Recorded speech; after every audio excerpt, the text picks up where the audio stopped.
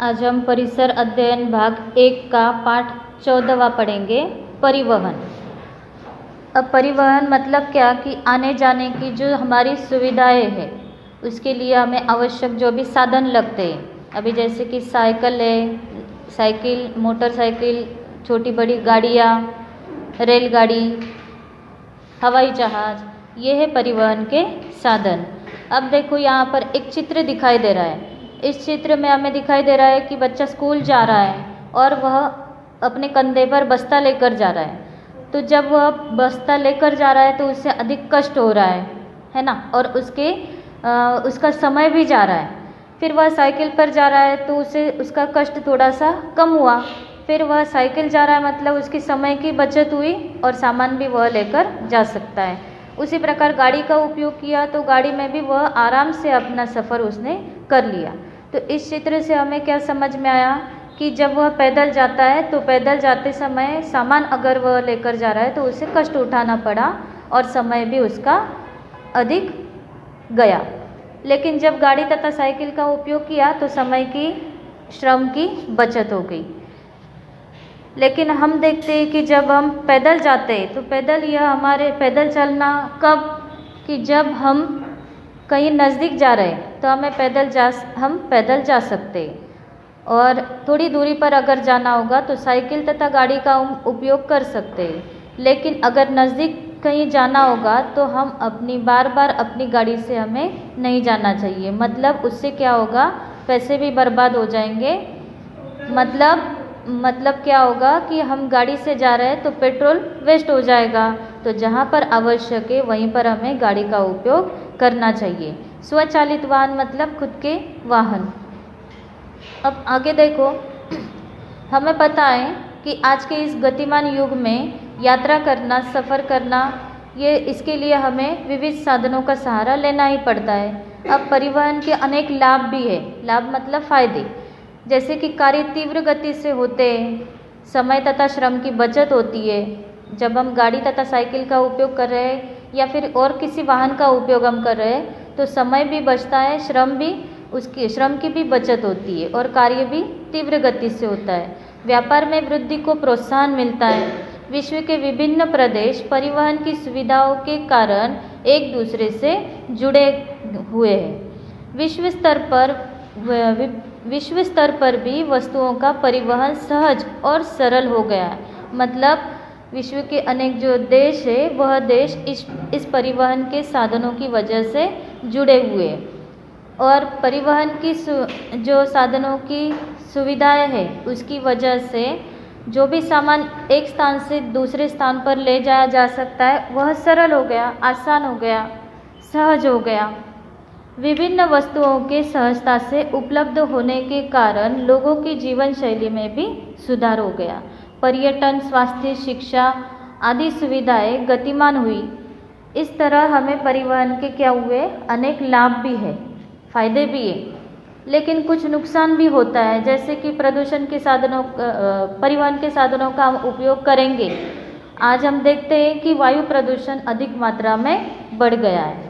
मतलब गाड़ियों से निकलने वाला धुआं, उससे क्या होता है, वायु प्रदूषण बढ़ता है। अभी देखो आगे एक चित्र दिखाई दे रहा है और उस चित्र में सड़क पार करने के लिए खड़े हैं 3 बच्चे और वहाँ से गाड़ियाँ भी जा रही है। तो एक लड़की ने अपने कान पर हाथ रखा है, किसी को खांसी हो रही है, धुएं से परेशानी हो रही है। इस तरह का चित्र हमें दिखाई दे रहा है। गाड़ियों की आवाज़ आ रही है। चित्र का निरीक्षण करके हमें प्रश्नों के उत्तर कॉपी में लिखने हैं। अब प्रश्न क्या है कि चित्र में बच्चे कहाँ रुके, वह कहाँ रुके, रास्ते पर ही खड़े हैं, वहीं पर रुके। क्यों रुके, क्योंकि गाड़ियों की भीड़ है, आवाज़ है। वहाँ वे किस लिए रुके होंगे, क्योंकि वह रास्ता पार करना उन्हें मुश्किल हो रहा है, क्योंकि वहाँ पर गाड़ियों की भीड़ लगी है। चित्र में बच्चों को कष्ट भी हो रहा है, मतलब तकलीफ़ हो रही है, धुएं से परेशानी हो रही है, गाड़ियों की आवाज़ से उन्हें परेशानी हो रही है, इस तरह। अब यह हम देखते हैं इस चित्र के बाद कि जहाँ पर भी भीड़ भाड़ वाले स्थान है वहाँ पर तो गाड़ियों का हमेशा आना जाना चालू ही रहता है और ईंधनों के ज्वलन के कारण वाहनों से लगातार धुआं और कुछ विषैली गैसें निकलती है। उनमें मुख्य रूप से कार्बन मोनोऑक्साइड, नाइट्रोजन डाइऑक्साइड तथा सल्फर डाइऑक्साइड गैसें होती है। इसी तरह धुएं से कार्बन तथा शीशे के सूक्ष्म कण बाहर निकलते हैं और हवा में मिश्रित हो जाते हैं। तो देखो, जो गाड़ियों के धुएं से निकलने वाले विषैली गैसें हैं, carbon monoxide, nitrogen, sulphur dioxide, तो इस प्रकार अनेक ये गैसें हवा में मिश्रित हो जाती है और जिसकी वजह से क्या हुआ है, प्रदूषण बढ़ गया है। मतलब ये घटक जो है, ये carbon monoxide, nitrogen dioxide, sulphur dioxide, ये जो हवा में मिश्रित हो गए, इसकी वजह से क्या हुआ कि इसकी अधिकता हो गई हवा में और मतलब जो हवा है वह कैसी हो गई, प्रदूषित हो गई। तो इसे कहा जाता है वायु प्रदूषण। अब वायु प्रदूषण के कारण वनस्पति तथा प्राणी, मतलब हम भी सजीव जो है, इन सभी पर उसका बुरा असर होता है। तो क्या असर होता है, श्वसन नलिका तथा आँखों और फेफड़ों में कुछ बीमारियां होने लगती है, जैसे कि आँखों में जलन होना, वृक्षों की पत्तियां झुलसती है, गिरती है, अंकुर जल जाते हैं, वृक्षों की वृद्धि तथा विकास रुक जाता है। वन प्रदेशों में से जाने वाले वाहनों की भीड़ बढ़ने पर वहाँ के प्राणियों तथा वनस्पतियों के अधिवास को बाधा पहुँचती है। मतलब जहाँ पर वन्य जीव रहते हैं, जहाँ पर जंगलों में प्राणी रहते हैं, उन्हें रहना भी वहाँ पर मुश्किल हो गया। किसकी वजह से, वाहनों की भीड़ की वजह से। इस प्रदेश के वन्य जीव स्थलांतरित होने लगते हैं। मतलब आजकल हमें दिखाई देते हैं कि जो जंगलों में रहने वाले प्राणी हैं, वह यहाँ वहाँ रास्ता भटक जाते हैं, कहीं पर शहरों में निकल जाते हैं। तो ऐसे कई प्रकार की परेशानियाँ वन्य प्राणियों को भी उठानी पड़ रही है। वाहनों की निरंतर होने वाली आवाज़ से बड़े पैमाने पर शोरगुल होता है। मतलब जब हम कहीं पर निकलते हैं, बाहर जाने के लिए सोचते हैं, बाहर निकलते हैं, तो क्या होता है, वाहनों की आवाज़, और उस आवाज़ से हमें बेचैनी होने लगती है, चिड़चिड़ापन होता है, सिर दर्द होता है, ध्यान केंद्रित नहीं होता। इस प्रकार कई मनोविकार हमें होने लगते। मतलब यातायात की जो सुविधा है, उन सुविधा की वजह से हमें लाभ तो है, उसके साथ साथ उसका असर हमारे शरीर पर भी हो रहा है। कई प्रकार की बीमारियां हमें होने लगी है। मनुष्य को बीमारियों का सामना करना पड़ रहा है और प्राणियों पर भी उसका असर हो रहा है, और जो वनस्पतियाँ हैं, उन वनस्पतियों को भी नुकसान पहुंच रहा है। और उसी प्रकार कई दुर्घटनाएं भी होती है। किसकी वजह से, वाहनों की वजह से। तो लोग घायल होते, कितने सारे लोगों की मृत्यु हो जाती है, वाहनों का भी नुकसान हो जाता है, इस तरह। लेकिन हमें यह समझ में आता है कि हमें क्या करना चाहिए। जहाँ पर हो सके हमें पैदल ही जाना आना चाहिए। अभी जैसे कि कुछ थोड़ा सा सामान हमें दुकान से लाना होगा, या फिर कहीं जाना होगा, किसी दोस्त के घर, सहेली के घर, या कुछ भी थोड़ा सा काम होगा और नज़दीक होगा, तो हम पैदल जा सकते, या फिर हम साइकिल का उपयोग कर सकते। साइकिल की आदत डालनी हमें चाहिए, क्योंकि ये जो वाहन है, यह हमारे शरीर के लिए व्यायाम के रूप में हम इसका अच्छी तरह से उपयोग कर सकते हैं। और उसी प्रकार उसे रखने की भी आसानी है, सामान लेना भी हम कर सकते, मतलब छोटा बड़ा सामान भी हम उस पर लेकर जा सकते। उसी प्रकार सार्वजनिक जो वाहन होते हैं, सार्वजनिक वाहन मतलब कौन से, जैसे कि बस है, ट्रेन है, हाँ, हवाई जहाज़ है, तो ये जो गाड़ी है, इसमें सभी लोग सफ़र कर सकते हैं ना। और जो हमारी घर की जो गाड़ी होती है, वह हमारी निजी हो गई। तो निजी गाड़ी का हम बार बार उपयोग कर सकते हैं, लेकिन हमें जहाँ पर आवश्यक होगा वहीं पर करना चाहिए। नहीं तो उससे क्या होगा, पेट्रोल वेस्ट हो जाएगा और पैसे भी बर्बाद हो जाएंगे। तो जहाँ पर सार्वजनिक सुविधाएं है, मतलब बस है, रेलगाड़ी है, तो उसका उपयोग हम कर सकते हैं।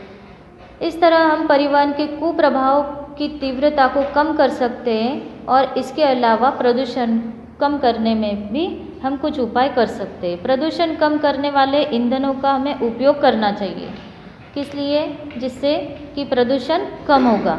समय समय पर वाहनों का रख रखाव तथा मरम्मत करना चाहिए। मतलब जो वाहन की हमारी जो सुविधा है, उससे बार बार उसे ठीक करना चाहिए, उसकी मरम्मत करनी चाहिए। ऑयलिंग वगैरह ये सभी जो बातें ये हमें करनी चाहिए। यथासंभव सार्वजनिक वाहनों का उपयोग करना, मतलब जहाँ आवश्यक हो वहाँ पर हमें अपने निजी वाहन का तो उपयोग करना है, लेकिन अगर समझ लो कहीं शादी में हम जा रहे हैं तो हमारे परिवार के सभी लोग ही सभी ने अगर अपनी अपनी गाड़ियों से सफ़र किया तो उससे क्या होगा, उससे हमारा ही नुकसान होगा, मतलब पैसे बर्बाद हो जाएंगे। तो हम अगर सार्वजनिक वाहन का उपयोग हम करेंगे, बस का उपयोग करेंगे तो एक साथ ज़्यादा संख्या में हम अपने सभी परिवार के साथ जा सकते हैं। तो उससे क्या होगा, हमारे पैसे बर्बाद नहीं होंगे। अभी आगे हमें और क्या करना चाहिए, वृक्षारोपण करना चाहिए, मतलब वृक्ष लगाने चाहिए। वृक्षों से विशेष रूप से बरगद, पीपल, नीम, कंजा आदि भारतीय वृक्ष लगाना और उनकी देखभाल करना, ये वृक्ष स्थानीय पर्यावरण के समन्वय स्थापित करते हैं और जैव विविधता की वृद्धि में सहायता करते हैं। तो हमें वृक्षारोपण यह भी करना आवश्यक है। प्रदूषणकारी जो ईंधन है उसे हमें टालना चाहिए, जिससे प्रदूषण बढ़ता है ऐसे वाहनों का हमें उपयोग नहीं करना चाहिए। वाहनों के लिए हमें किसका उपयोग करना चाहिए, सीएनजी तथा एलपीजी ईंधनों का ही हमें उपयोग करना चाहिए।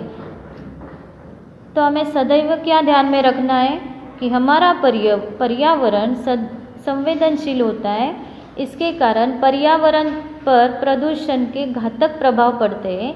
ये प्रभाव हमारे साथ साथ सभी सजीवों के लिए हानिकारक होते हैं। प्रदूषण से बचना अत्यावश्यक है, यह बात हमें हमेशा ध्यान में रखनी चाहिए। तो इसके लिए अब आगे देखो, इस चित्र में लड़का साइकिल चला रहा है, तो हमें साइकिल का अधिक से अधिक उपयोग करना चाहिए।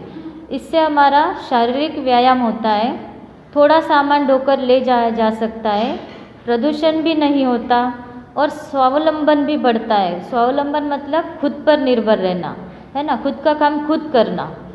समय की बचत होती है, कम जगह में रखी जा सकती है। उसी प्रकार पैसे की बचत होती है और वाहनों की भीड़ भी नहीं होती।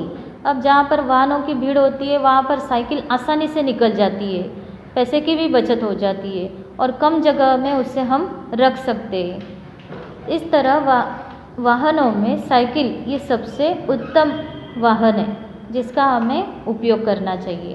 तो हमने इस पाठ में क्या सीखा है, हम पर होने वाले परिवहन के अच्छे और बुरे परिणाम, परिवहन साधनों का विचारपूर्वक उपयोग करना, परिवहन साधनों द्वारा निर्मित प्रदूषण के कारण प्रकृति का अस्तित्व खतरे में पड़ना और विभिन्न प्रकार के प्रदूषणों पर नियंत्रण के उपाय, यह बातें हमने इस पाठ में सीखी है।